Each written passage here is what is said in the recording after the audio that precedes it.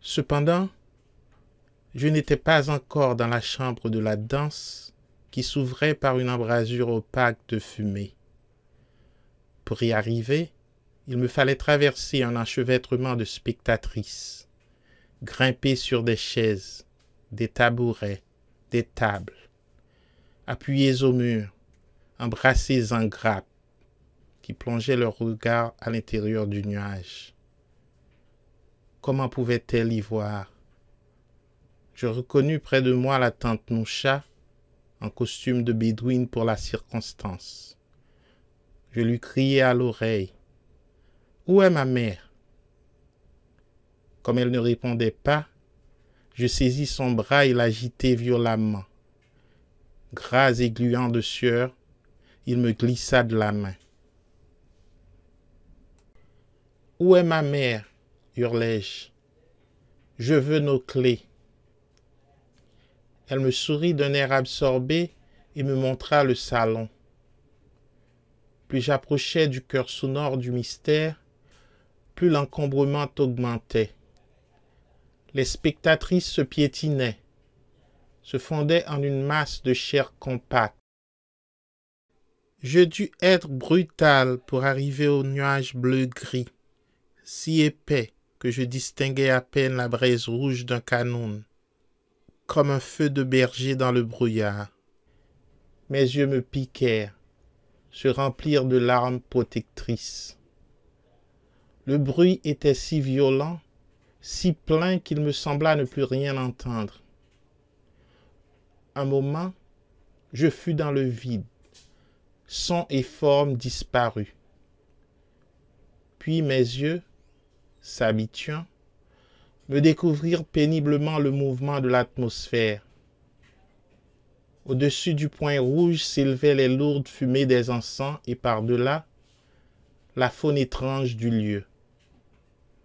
Une femme, vêtue de ripeaux de couleur, dansait sauvagement, lançant ses bras, jetant sa tête en arrière avec une violence saccadée qui me fit mal à la nuque. Elle nous tournait le dos et je voyais ses longs cheveux dénoués qui volaient en furie comme des serpents noirs.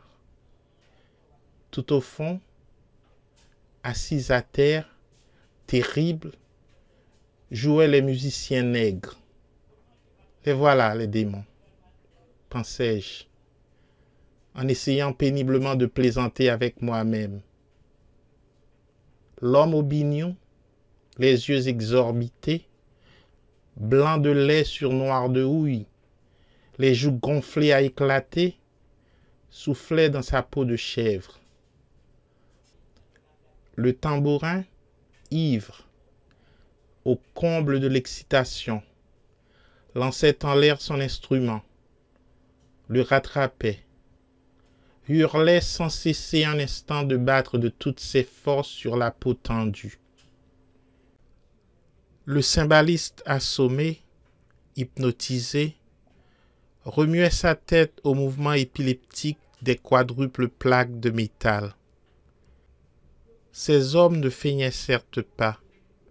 Repris par des rythmes ancestraux, ils revivaient les gestes et les rites qui, dans leur enfance, leur lointain pays, les avaient marqués de ces profondes entailles, sur leurs joues ouvertes comme des châtaignes, les faisant grimacer à jamais. Ils ne joueraient pas tout à l'heure en déchirant de leurs mains le coq blanc vivant, s'éclaboussant du sang chaud de la bête. La danseuse non plus ne jouait pas. Passe encore pour les musiciens, fragments détachés de quelques tribus du Sud, extraordinaires avancées de l'Afrique noire jusqu'au bord de la Méditerranée lumineuse. Mais cette femme, ménagère de bon sens, avec des enfants à l'école, se transformer en loque hystérique, en pantin désarticulé, sans conscience, ma colère ou mon mépris. Les cymbales et le biniou se turent et laissèrent le chant seul au tam-tam, qui, grave, lent, espacé, lançait des coups sourds qui semblaient sortir du sol. La danseuse obéit, se calma, s'adapta au rythme nouveau, laissa retomber ses bras, abandonna ses jambes, fut prise d'un soubresaut périodique accordé au tam-tam, qui voulait la projeter d'une pièce du sol au ciel. Le silence des instruments, soumis à la dure commande du tam-tam, écrasait les femmes qui s'arrêtèrent de bavarder, une seule masse oppressée. Je les distinguais maintenant. Il y en avait partout, serrées les unes contre les autres, assises, debout, par terre, sur les meubles, contre les murs. Elles tapissaient littéralement la pièce. Leur immobilité anxieuse et multipliée figea mon ironie, inquiéta ma colère. Brusquement, comme explosèrent les cymbales et les autres instruments libérés, révoltés se déchaînèrent. La mêlée devint générale. Le tam-tam furieux accéléra, lutta. Le troupeau féminin fut pris de mouvements nerveux, la danseuse, de nouveau livrée à l'écartèlement saccadé. Ses bras et ses jambes, sa tête semblaient obéir à des appels différents, contradictoires, partaient affolés, chacun dans une direction, voulaient s'arracher au tronc. Je croyais entendre et sentir le déchirement des chairs dans l'atroce bataille contre le rythme, contre les démons. Lorsque la danseuse folle se retourna, c'était ma mère, ma propre mère, ma mère. Mon mépris, mon dégoût. Ma honte se concentrèrent, se précisèrent. Au lieu de me sauver, je restai là, écrasé par la foule des femmes sur mon dos. Était-ce bien le visage de ma mère, ce masque primitif, mouillé de sueur, les cheveux fous, les yeux fermés, les lèvres décolorées. Je reconnus les oripeaux qu'elle avait sortis de ses caisses de bois blanc, la djebba orange constellée de paillettes rouges et vertes, la fouta de soie artificielle, brillante, multicolore, orange, jaune, vert, rouge, le foulard vert et jaune orné d'une main et d'un poisson. Je me répétais, c'était ma mère, c'était ma mère.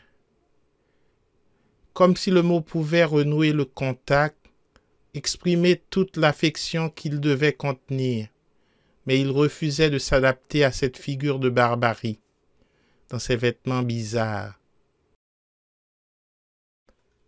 En cette femme qui dansait devant moi, les seins à moitié nus, livrée inconsciente à ses dérèglements magiques, je ne retrouvais rien. Je ne comprenais rien. Dans mes livres, la mère était un être plus doux et plus humain que les autres, symbole du dévouement et de l'intelligence intuitive. Comme ces enfants devaient se sentir reconnaissants et heureux, fiers d'une telle mère. Ma mère à moi, la voici.